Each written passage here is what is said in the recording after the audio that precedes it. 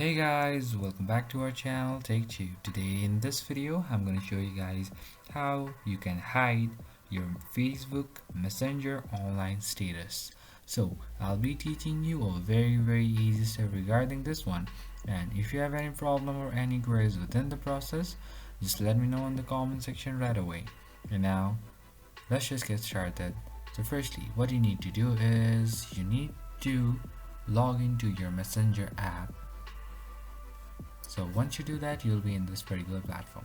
So I'm in my PC and this is the PC version. So once you are over here, where you need to go is you need to go all the way to your bottom left to your profile menu and then go to preferences.